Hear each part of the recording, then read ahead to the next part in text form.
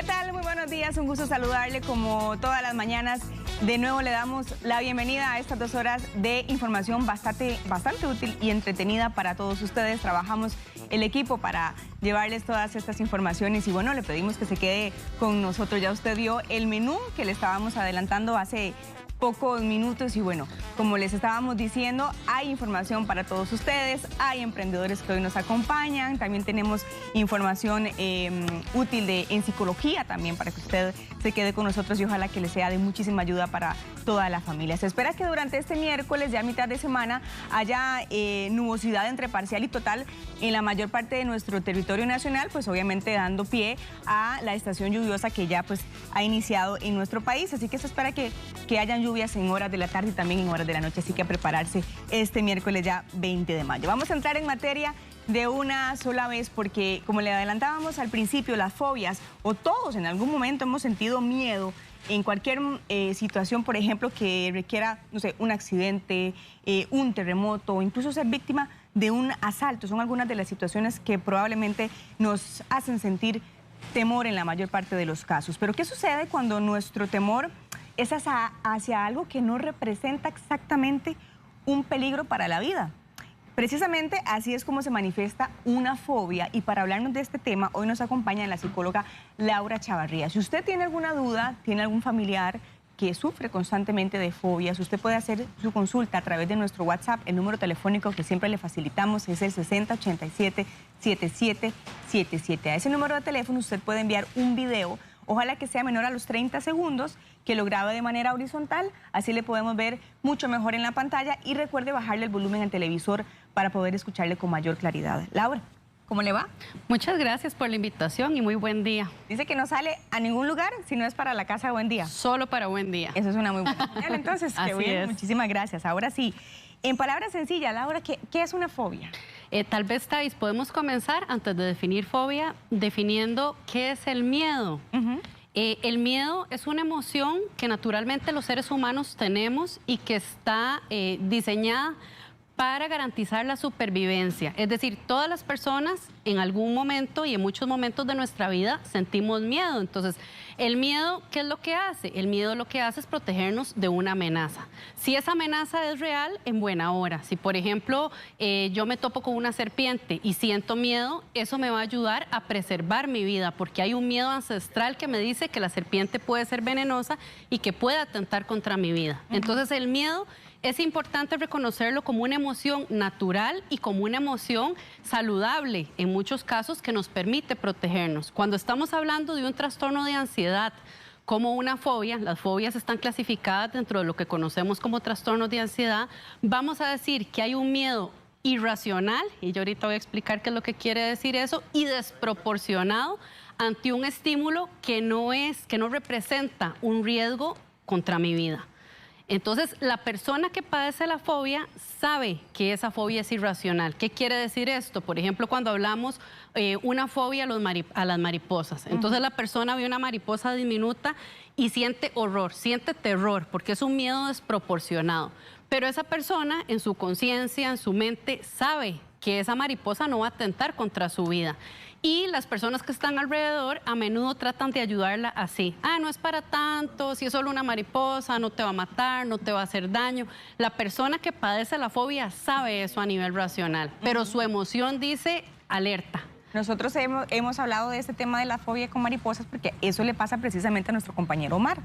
Él, cada vez que ve una mariposa de gran tamaño, él sale de verdad bastante asustado. Ahora, puede ser que una fobia, como usted dice, que es un miedo irracional y que es desproporcionado, se haya producido porque tal vez Omar, en este caso, haya tenido una muy mala experiencia con esta mariposa o no necesariamente.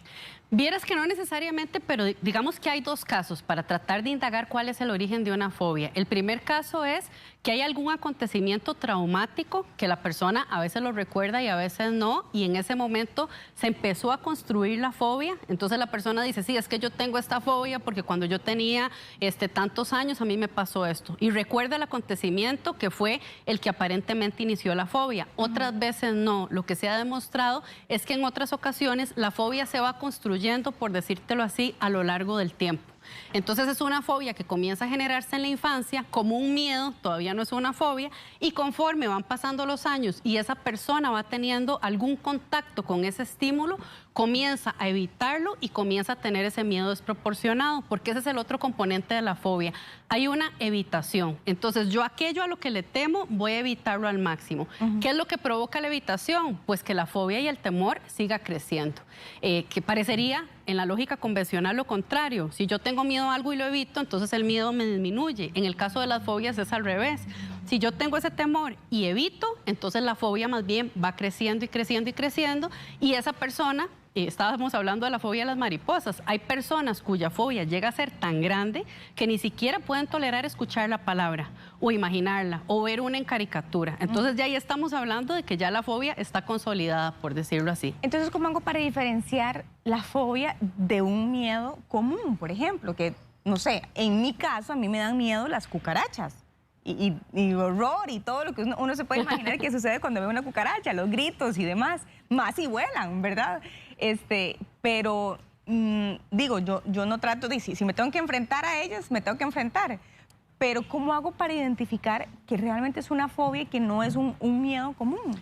Sí, si estuvieras sola en la casa y te encontrás con la cucaracha y la tenés que enfrentar, lo haces. En el caso tuyo, ya que estás contando... La prefiero evitar, sí. Pero si lo tengo que hacer por mi hijo, sí. Lo voy a hacer, sí. ¿Verdad? Entonces, ahí no representa una fobia, pero... ¿Cuáles son las reacciones puntuales entonces de una fobia que me hacen a mí identificar si esto es una fobia y no es un miedo común? Sí, vamos a hablar en la fobia de un nivel desproporcionado de ansiedad, ¿verdad? Si bien hay estímulos que no nos gustan, en mi caso tampoco me encantan las cucarachas, por ejemplo, hay estímulos que no nos gustan y nos producen disgusto o nos pueden producir temor. Por ejemplo, hablábamos ahora del miedo a las serpientes, pues es un miedo racional. ¿Por qué? Bueno, porque una serpiente realmente puede atentar contra tu vida, una cucaracha no. Por eso. Pero lo que vamos a medir aquí son dos cosas. Primero, el nivel de ansiedad que te produce, porque en una fobia bien consolidada, la persona puede llegar inclusive a tener ataques de pánico a raíz de su fobia. Entonces estamos hablando de un nivel de miedo que sobrepasa, ¿verdad? Esa persona se queda con el malestar, puede tener un ataque de ansiedad. Es un miedo probablemente en la escala del 1 al 100, 100. Vos podrás sentir disgusto y pegarte el sustillo y ya después la cucaracha se fue y se acabó la cosa. Hasta ahí llegó, hasta que veas otra de nuevo. Pero el primer componente es que hay una ansiedad exacerbada, una ansiedad muy elevada. Y el segundo componente que vamos a ver es que hay evitación de ese estímulo.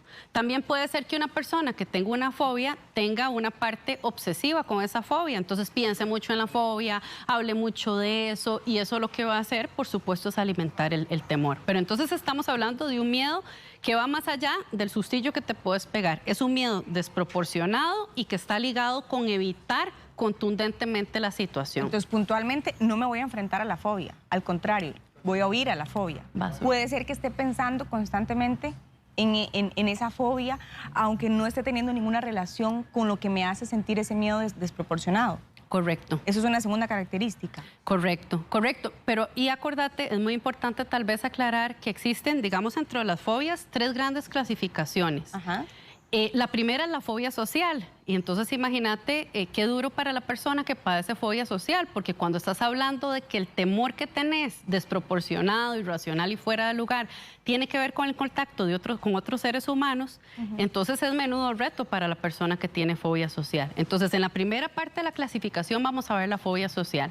Después vamos a ver la agorafobia. La agorafobia es el temor a encontrarse en una situación en donde a mí me suceda algo y no pueda yo tener ayuda o no pueda tener escapatoria. Que en el caso de la agorafobia, como lo hablábamos el otro día con los ataques de pánico, las personas con trastornos de pánico muy a menudo desarrollan agorafobia. Entonces, ¿qué sería ahí la agorafobia? Sería el miedo a que me dé un ataque de ansiedad en un lugar en donde yo no pueda conseguir ayuda. Entonces, la agorafobia puede combinarse con otros trastornos. Y lo tercero serían las fobias específicas, que aquí vamos a encontrar, como te decía antes de la entrevista, una gama de miles de fobias que se pueden desarrollar y fobias que inclusive nos parecen muy interesantes porque fobia a un color determinado, fobia a personas que tienen ciertos rasgos, hay fobias que son más comunes, pero entonces esa sería la clasificación: fobia social, agorafobia y fobias específicas. Excelente, vamos entonces con una pantalla que de hecho usted nos facilitó, Laura, muy amablemente, con este tipo de fobias,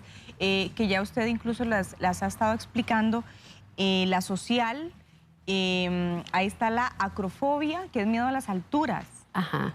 Sí, eso es interesante porque digamos que en el miedo a las alturas hay algo que es racional, ¿verdad? Si yo me subo a un lugar alto y estoy exponiendo mi vida, pues es natural que yo pueda sentir cierto temor, porque ese temor me va a ayudar a ser precavido, a descender con más cautela y demás. Pero no es un temor desproporcional. En la fobia sí, en la fobia sí. En la fobia ya estamos hablando inclusive de una persona que, por ejemplo, se encuentra en un lugar completamente seguro, como un mirador o algo que está contenido, que sabe que no se va a caer, pero aún así se presenta el miedo. Entonces, es natural tenerle un poquito de miedo a las alturas. ¿Para qué? Para conducirnos con cuidado, sí, porque si no lo tuviéramos nos caemos. Okay. Pero en la fobia ya vamos a hablar de un miedo mayor. Vamos a leerlas todas y si usted las lee todas y vamos puntualmente. Ok, la aerofobia, que sería un miedo a volar, yo diría que ese es uno de los miedos más comunes y es uno de los motivos de consulta también más comunes en psicoterapia.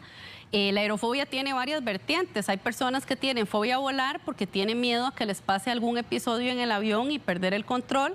Hay otros que tienen miedo a que suceda algo en el avión y pueda ocurrir una catástrofe. Entonces, dentro de esa clasificación también hay muchas tipologías diferentes porque cada cabeza es un mundo. La claustrofobia, que es muy común también, que es miedo a espacios cerrados.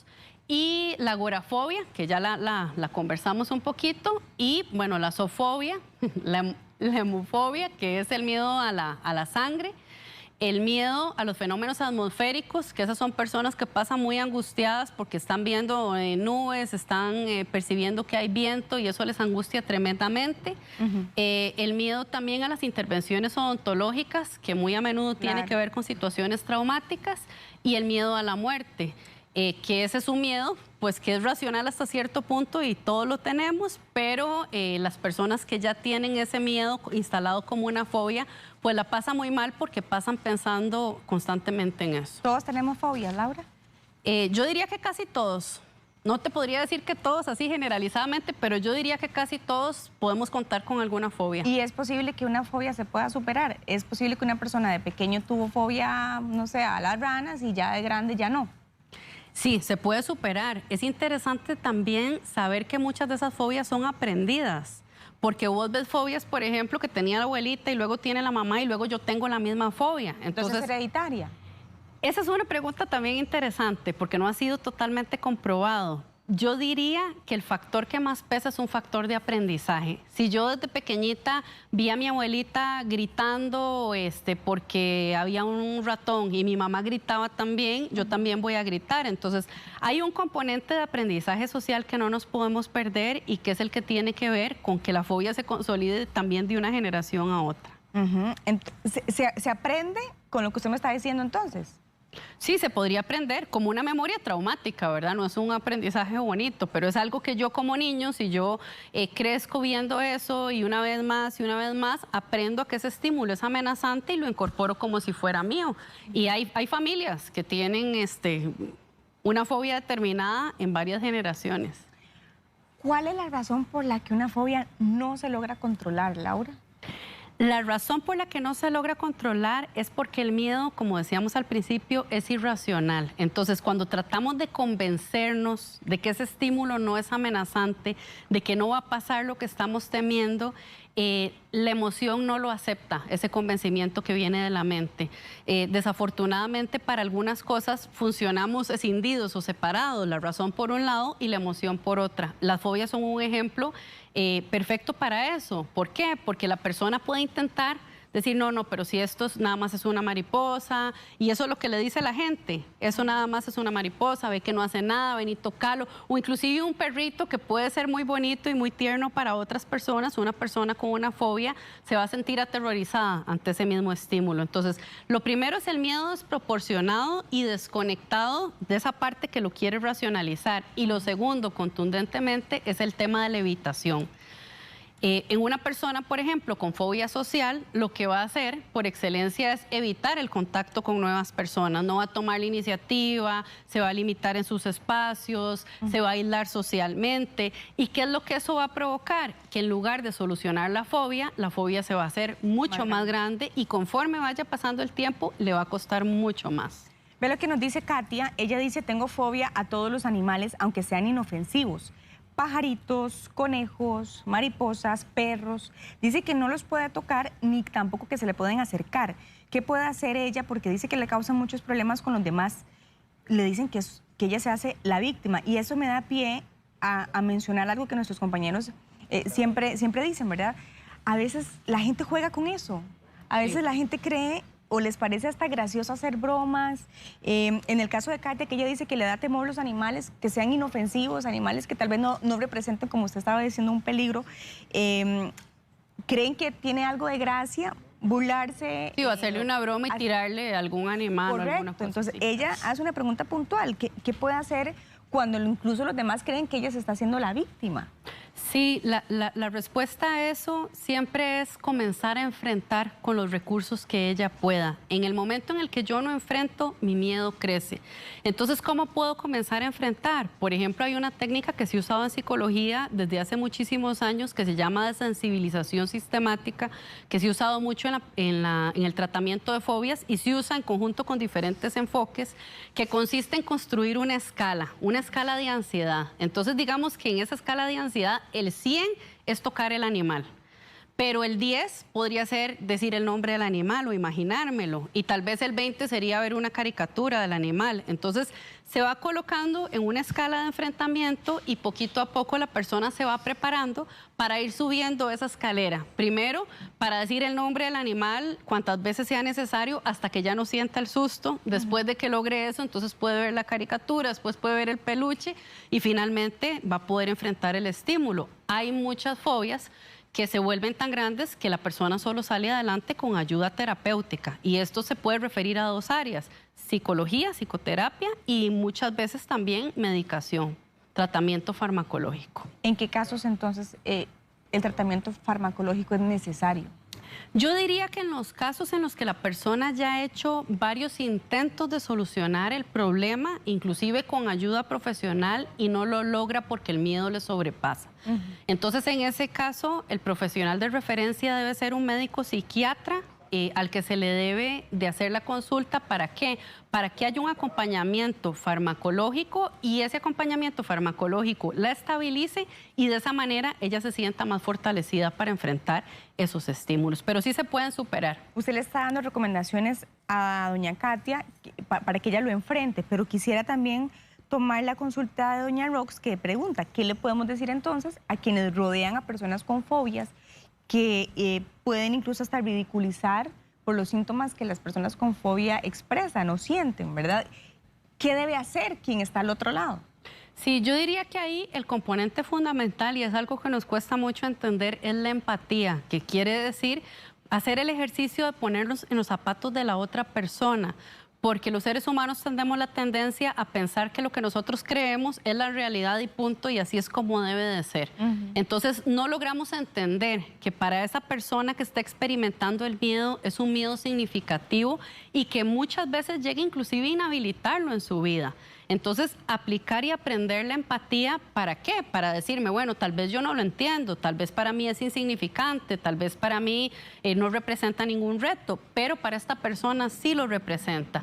Y yo tengo que hacer el ejercicio de respetar que para esa persona lo represente. Sin decirle, no es para tanto, pero mira qué bonito, ay, mira, pero los chiquitos, hasta los chiquitos agarran el bichito y como vos que sos un adulto no lo vas a agarrar. Entonces, sin minimizar, sin exigir, sin demandar y sin enfrentar a la persona violentamente tampoco al estímulo, porque eso lo puede empeorar. Entonces, ¿qué le debo decir? Usted ya nos dio el punto de no le digan, mira, es que los niños sí lo hacen como vos, no hay que minimizar, no hay que, ¿verdad?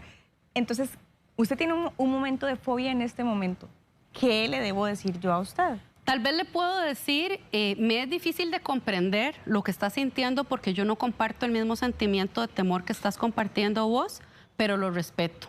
Entonces, ¿qué necesitas en este momento? ¿De qué manera te puedo ayudar?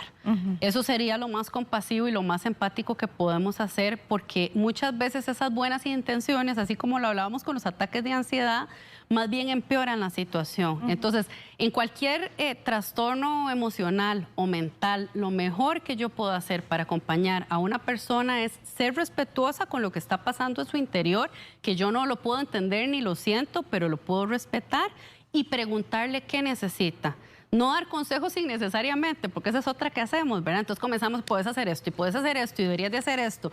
No demos consejos innecesariamente. Respetemos lo que está sintiendo la persona y preguntémosle, ¿de qué manera puedo yo ser una ayuda eficiente para vos? Y la persona nos va a decir, no, déjame sola, o no, más bien quédate aquí, o mejor no me volvás a hablar de ese tema, porque este es un trabajo personal. Es decir, superar una fobia es algo que la persona tiene que decidir, implica tomar el toro por los cuernos. La fobia no se va a pasar solita, eso no suele suceder. ¿La fobia me puede llevar a experimentar un ataque de ansiedad? Claro.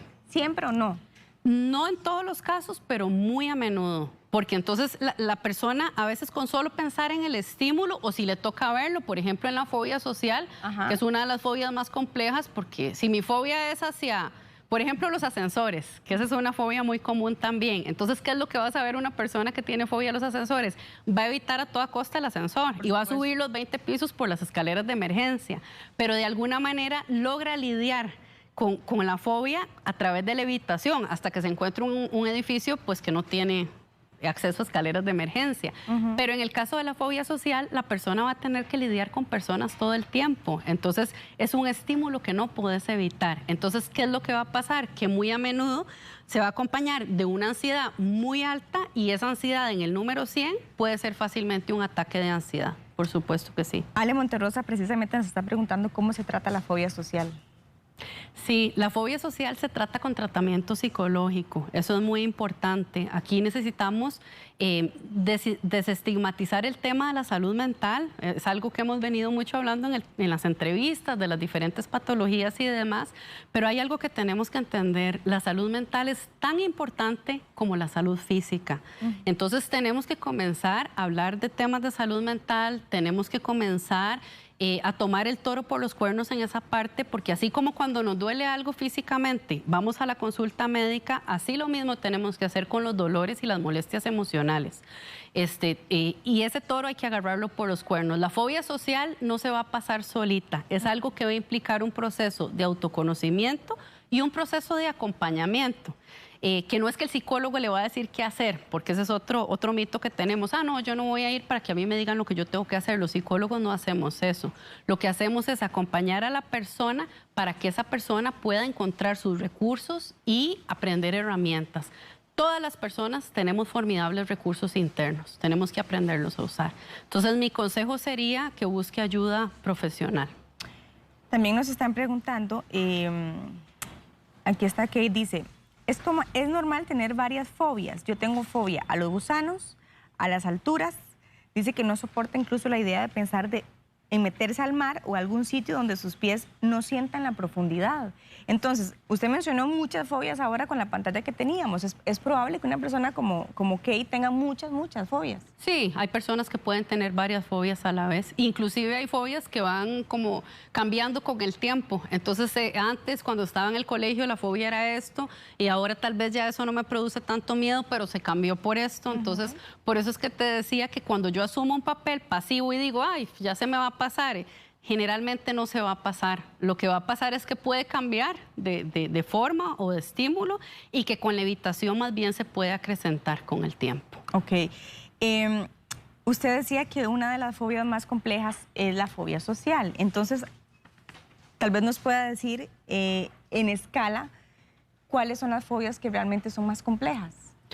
Sí, la fobia social es muy compleja porque generalmente obstaculiza mucho la vida de la persona, ¿verdad? Esta fobia social va más allá de la timidez, que hay personas que la confunden con eso. No, lo que es tímido, lo que es inhibido. No, Lo que pasa es que tiene una fobia con el contacto con las personas. Entonces, ¿qué vas a ver en estas personas? Vas a ver que están evitando el contacto social, que nunca toman la iniciativa, que pueden tener ataques de ansiedad, que van a evitar estar en cualquier espacio, inclusive en espacios académicos. A veces se les hace tremendamente difícil asistir a una clase o asistir a una universidad o inclusive en el trabajo. Entonces, yo diría que esa es una de las fobias que más problemas trae, más limitante puede ser.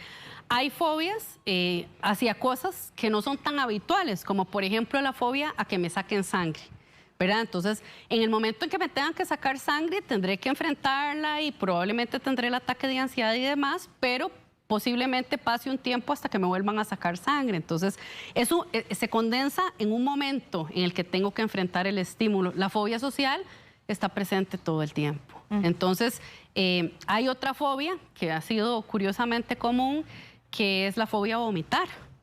La fobia a vomitar o la fobia a que me den ganas de ir al baño en un lugar en donde yo no tenga los recursos para hacerlo. Entonces, son personas que pasan tomando antidiarreicos. En la fobia a vomitar regulan a veces muchísimo la alimentación porque temen que algo les caiga mal y tengan que vomitar. Entonces, son fobias que complican mucho la vida definitivamente. Yo diría que es importante que la persona mida el nivel de afectación que esto tiene en su vida. Si es algo que la limita mucho para hacer su vida normal o que le afecta mucho sus estados de ánimo, le impide su felicidad, es muy importante trabajar en ello. Quiero leer este comentario que me parece importante para entender quienes no sufren de fobias o quienes no entienden cómo la persona lo sufre, lo que esto significa. Dice que en una noche de amigos una persona estaba en su casa y pasó una cucaracha. Fue tanto lo que ella sintió que ella gritó, ¿verdad? Porque le tiene fobia a las cucarachas. Entonces el escándalo que hizo, el esposo mismo no lo podía creer en esa misma noche que tenían una reunión de amigos. Dice que el esposo mató a la cucaracha, pero al día siguiente le puso en la ducha el cadáver de la cucaracha y entonces fue tal susto de ella que se desmayó y se golpeó severamente la cabeza. Uf. Dice que tuvo que ser trasladada al hospital y desde ahí su esposo comprendió que se trataba de algo serio, Laura. Claro, que no era una broma. ¿Hasta dónde puede llegar una situación que los demás pueden creer que no, que es una broma? Claro, que eso es lo que te decía de la empatía. Probablemente para el esposo la cucaracha sea insignificante y en su vida habrá matado muchas cucarachas y ve pasar una y no le importa, pero es lo que te decía de la empatía, especialmente si es una persona con la que convivimos. Entendamos que esa reacción que esa persona está teniendo puede ser desproporcionada para nosotros, pero es el sentimiento que la persona está viviendo en ese momento. Entonces, enfrentarlo así violentamente al estímulo en lugar, porque tal vez la filosofía popular dice, enfréntelo así de una vez y entonces le va a pasar. No, generalmente lo que hacen esos episodios más bien es aumentar la fobia.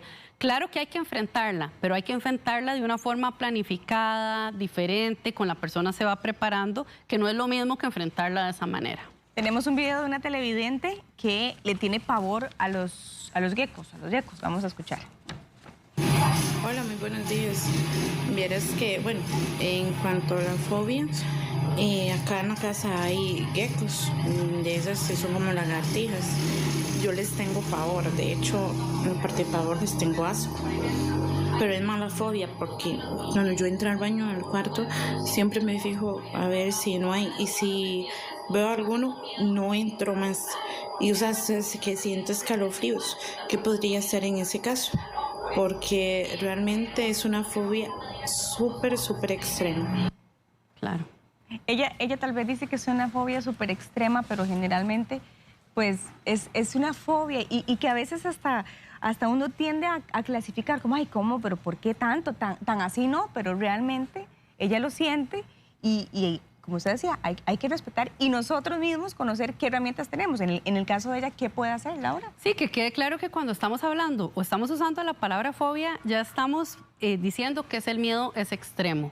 Y probablemente ella, que nos está contando muy amablemente su situación, sabe pues que el gecko no va a atentar contra su vida, ¿verdad? Y las personas que conviven con ella. En el caso de ella, si es algo que está en el entorno en el que ella vive, entonces la prueba no va a cesar, es decir, porque va a seguir viendo geckos en su vida cotidiana. no es algo que ella puede evitar.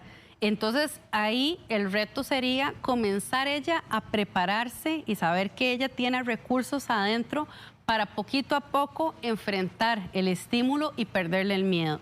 ¿Cómo? Por ejemplo, pidiéndole a alguna persona que vive con ella que en algún momento atrape uno y lo metan en una cajita y ella protegida pueda acercarse minutitos y verlo y comenzar a familiarizarse con el estímulo temido. Esa podría ser algo que pueda tener un avance para ella, pero si es algo que está en el entorno y que ella tiene que convivir con eso, es muy importante pues agarrar ese toro por los cuernos y saber que todas las personas tenemos adentro un montón de recursos para superar las situaciones que no nos podemos imaginar. Entonces, decirle que usted lo puede superar, pero hay que tomar la decisión de decir, ok, agarremos este toro por los cuernos porque solito sí no se va a pasar. Dice Marjorie Portugués, yo tengo muchísimo miedo a los rayos. Cuando empieza a llover, empieza mi temor a salir de la casa. Me ha pasado que estoy lista para salir y no salgo. Prefiero no salir y esconderme en el cuarto. Si estoy en la calle, me meto en una tienda. Claro. Eso ya puede incluso afectar si está en un lugar y tiene que esconderse, pues obviamente ella debería conocer y con su ayuda qué recursos puede hacer en ese momento. Claro, y es que imagínate que cuando estamos hablando de una fobia que tiene que ver con algo en lo que yo no tengo ningún tipo de control, ¿verdad? Porque si yo estoy en una habitación cerrada y yo digo, bueno, mi fobia es a las cucarachas, entonces yo puedo cerciorarme que en este espacio no hay ninguna cucaracha. Pero en lo que tiene que ver con el clima, con los temblores, con la interacción con la gente, son cosas que yo no puedo controlar. Entonces, ahí hay un reto interesante para ella. ¿Por qué? Porque puede ser que cuando salió en la mañana estaba el sol radiante y en la tarde se vino un baldazo, como decimos aquí, que eso es muy común en Costa Rica. Entonces, eso quiere decir que ella, su estado de ánimo pasa dependiendo todo el tiempo y todo el día de cómo está esa nube, de que si parece que va a llover. Entonces, hay un componente, que eso es interesante para ejemplificarlo también, obsesivo en las fobias. En esa fobia, por ejemplo. ¿Por qué? Porque ella desde la mañana sale y entonces probablemente ella es experta del clima, entonces ve esas nubes y esas sí tienen que ver con truenos y ya yo sé que el rayo está a tantos kilómetros de aquí porque dura tanto en llegar el sonido. Entonces son personas que se van haciendo expertas de alguna manera en el estímulo temido, pero que el hacerse expertas o el tener ese conocimiento no hace que el miedo disminuya o desaparezca. Y en ese caso, nuevamente, mi recomendación sería pedir ayuda profesional. ¿Por qué? Porque yo quisiera poder decir que hay cosas muy sencillas que se pueden hacer para resolver la fobia, pero no en todos los casos es tan sencillo de superar. Se requiere apoyo y se requiere acompañamiento en muchos casos. Usted estaba mencionando anteriormente la fobia al vómito. Por ejemplo, Katy Fonseca dice, yo le tengo fobia al vómito, nunca se me quitó, me ha traído consecuencias en muchos años. Una de esas es comerle a muy pocas personas por el miedo de enfermarme, menos comer en turnos, dice Katy. Y Angélica Sirias también nos dice algo referente a este tema, dice, le tengo pánico, fobia, pánico al vómito. En mis 30 años solo 2 veces lo hice cuando era niña, en mis 4 embarazos lo pasé fatal porque me daban náuseas extremas que me ponían re mal. Y no vivo bien, he bajado de peso por miedo a comer algo y que me caiga mal y tenga que hacer eso, es que es tanto el horror que le tiene, dice. Y precisamente ambas utilizan eso mismo, ¿verdad? De que no le comen a las personas y que ya se ven afectadas incluso por eso. Claro, y en este caso, Thais, también muy posiblemente ella que nos está contando también puede identificar nuevamente un componente obsesivo, ¿verdad? Porque entonces, con tal de tener algún nivel de control sobre aquello que a ella le aflige tanto y que le causa tanto malestar, probablemente ella pase pensando en la comida y cómo la habrán preparado y entonces podré comer esto, no porque la vez pasada me dio náuseas. Entonces, los trastornos de fobia que tienen que ver con la alimentación suelen ser bastante complejos. ¿Por qué? Porque limitan mucho el bienestar y la salud de la persona. Tanto en ese caso, porque imagínate que, por ejemplo, tengas un virus estomacal. De vomitar a veces no es una decisión, a veces el cuerpo está afectado por algo y lo hace, no es algo que yo pueda controlar. Entonces, en ese caso, se dan esos pensamientos y ese intento de control que yo estoy segura que no llega a ser completamente exitoso. Y hay otros casos en los que más bien el miedo es, por ejemplo, atragantarme. Entonces son personas que comienzan en un proceso limitando la alimentación a la textura de ciertos alimentos, y yo he conocido personas que llegan inclusive a ingerir solamente alimentos líquidos, sin que haya ninguna prescripción ni ninguna indicación médica, ¿verdad? Porque creen que la garganta se va a cerrar y tienen mucho miedo de que eso pase y que se puedan atragantar. Entonces, cuando hay un trastorno fóbico que afecta la salud y que afecta la calidad de vida de la persona o que la limita importantemente en sus actividades, es necesario buscar ayuda. Interesante lo que nos cuenta Jessica Soto, y me da pie también para decir que se puede, cuando tenemos las herramientas, que se puede salir o enfrentar una fobia. Dice, yo tuve fobia a la matemática. Cuando hacía el examen, veía los números caminar. Tuve problemas para obtener mi bachillerato, tuve que entrar en un proceso emocional para vencerlo y lo logré, gracias a Dios. Yo me identifico con Jessica porque la matemática nunca fue algo que a mí me gustó. Incluso hasta uno, es cierto, llega el examen de matemática y qué susto, ¿verdad? Pero ella dice que lo logró vencer, sí. Hasta veía los números caminar. Sí, sí, vieras que es curioso porque, por ejemplo, yo he tenido pacientes que han presentado el examen de matemáticas de bachillerato 5, 6 o 7 veces. Y es porque en algún momento se generó un bloqueo, ¿verdad? A menudo ese tipo de fobias, si ella hurga en su historia personal, tal vez recuerde, tal vez no, porque hay muchas cosas que no nos acordamos, muy posiblemente haya algún origen en alguna experiencia escolar que ella pasó que tiene que ver con números. Y a partir de ahí se construye un bloqueo.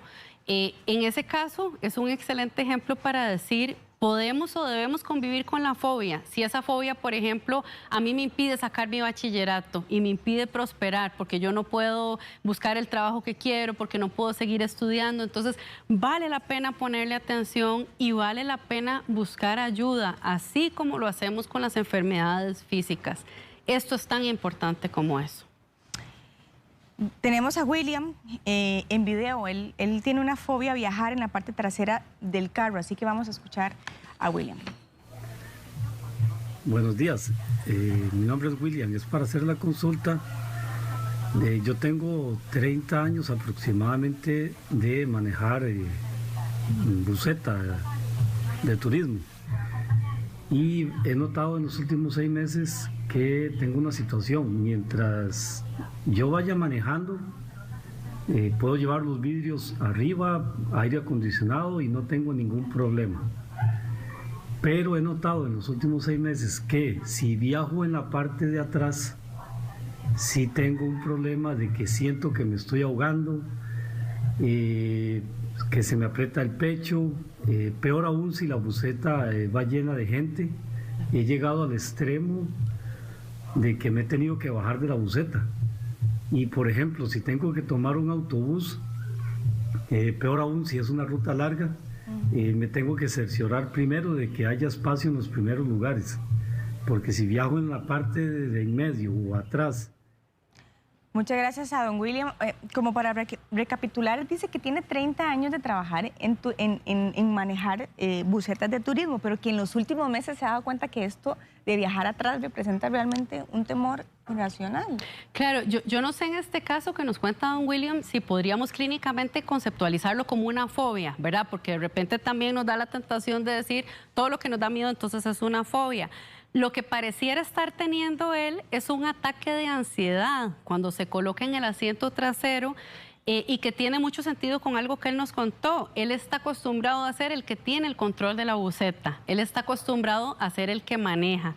Entonces, posiblemente percibe el pasarse para atrás como una pérdida de control que le está produciendo síntomas importantes de ansiedad. Pareciera que lo que está teniendo es un ataque de pánico cuando él dice que la última vez se tuvo que bajar, porque como lo hablábamos la vez pasada, en el ataque de pánico se me activa una respuesta de lucha-huida en donde yo tengo la necesidad de salir corriendo contundentemente y me bajo aunque me quede tirado por allá. Ya después cuando se me pasa el susto lo pienso y me doy cuenta que me bajé en un mal lugar, pero en ese caso pareciera que lo que él está teniendo son síntomas muy fuertes de ansiedad y que tienen que ver con no tener el control del vehículo que se está conduciendo, porque hay algún temor que se le está despertando. ¿Sabe qué es importante? Que tal vez recapitulemos, Laura. Ahora que usted decía que la gente tiene que reconocer los recursos que le pueden ayudar a enfrentar, por ejemplo, a los que le tienen miedo a los truenos, que no depende de ellos es una cuestión de la naturaleza que ellos no tienen el control, por decir así, decirlo de esta manera. ¿Cuánto tiempo tiene que pasar para que una persona realmente pueda superar una fobia y de qué manera lo debe hacer? En este caso puntual, por ejemplo, los truenos.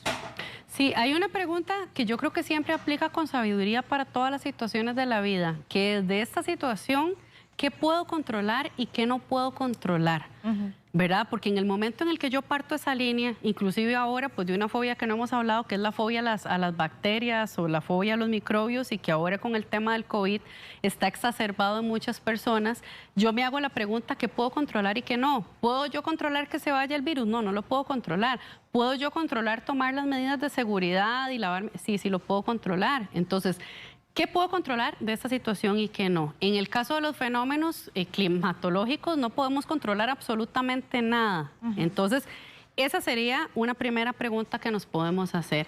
Lo segundo es saber que superar una fobia implica un trabajo personal. A veces con los temas de salud mental queremos como tomarnos una pastillita mágica o que nos toquen con una varita mágica, ya se me pasó, ya lo superé. Y eso no funciona así. Tenemos que tener claro que son procesos, no son eventos y no va a suceder de un día para el otro. Y que en la fobia los procesos tienen que ver con irme acercando poquito a poco al estímulo temido. Para decirlo, recapitulando en todo lo que hemos hablado, con evitar la evitación. Evitar la evitación. En el momento en el que yo comienzo a prepararme y comienzo, ahora tenemos además miles de recursos en internet que antes no teníamos, pero yo comienzo a fortalecerme, yo comienzo a prepararme y no es que voy a superarlo del 1 al 100 ya, pero tal vez hoy supere 10 y mañana supere 5, entonces eso me va a generar una sensación de seguridad para que yo eventualmente me pueda enfrentar al estímulo temido. ¿Y qué es lo que pasa? Pasa que cuando la persona enfrenta el estímulo temido, la fobia comienza a disminuir. Y eso sucede así. Por eso es que las fobias se pueden superar. Pero ninguna fobia se supera evitando. Todas implican llenarnos de valentía, llenarnos de herramientas y enfrentar aquello que hemos estado temiendo y evitando. No hay un tiempo específico.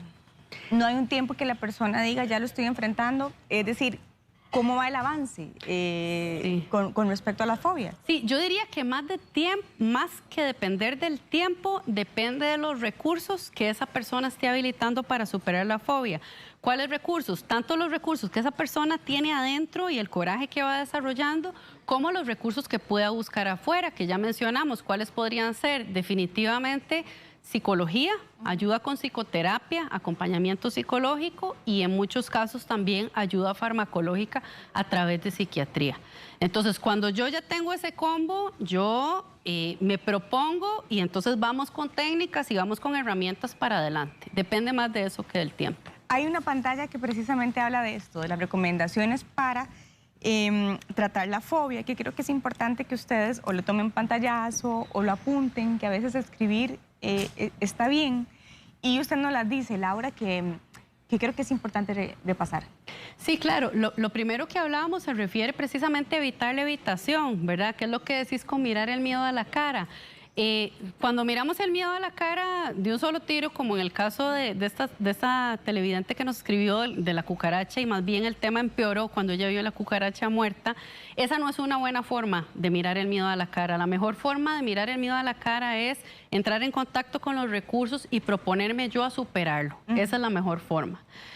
Buscar superarla activamente, por lo que te decía anteriormente, no es que me voy a esperar un tiempito y la fobia se me va a pasar, eso no va a pasar. Hay personas que evitan y no se enfrentan al estímulo temido en un tiempo y creen que ya lo superaron y cuando se vuelven a encontrar con ese estímulo se vuelve a exacerbar la ansiedad.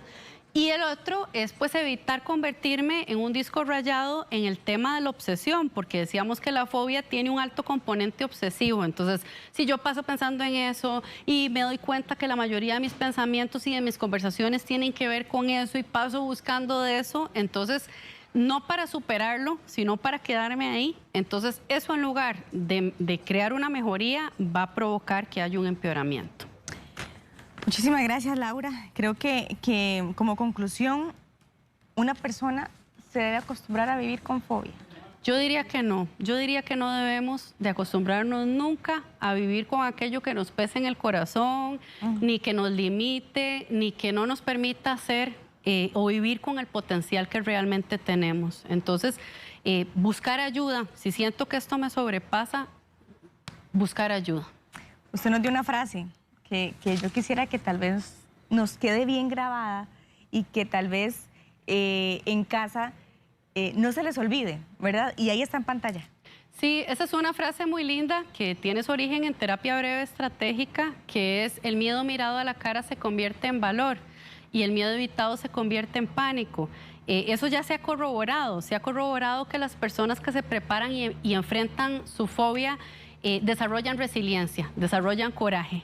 Entonces, esa es la recomendación. Aquello que tememos, enfrentarlo y saber que tenemos adentro ese tesoro de recursos inagotables y que Dios no le da pan al que no tiene dientes. Entonces, cuando sentimos que una situación nos sobrepasa, no es cierto. Tenemos recursos para enfrentarlo y podemos buscar ayuda profesional también. Laura, muchísimas gracias. Gracias. Esperamos que de verdad, muy buena esta conversación con Laura, que yo creo que nos ayuda también a dimensionar el tema. Si usted desea hacer otra consulta, Laura, puede hacerlo al 4034-6535, 4034-6535, número de teléfono de Laura Chavarría. Ella es psicóloga y sé que le va a ayudar muchísimo porque además, pues ya usted la escuchó, sabe bastante del tema. Gracias, Laura. Muchas gracias, Thais. En la casa. Gracias. ¿Verdad? Aunque sea para eso, sale. Vuelvo a salir. ¿Verdad? Muchas gracias. Gracias.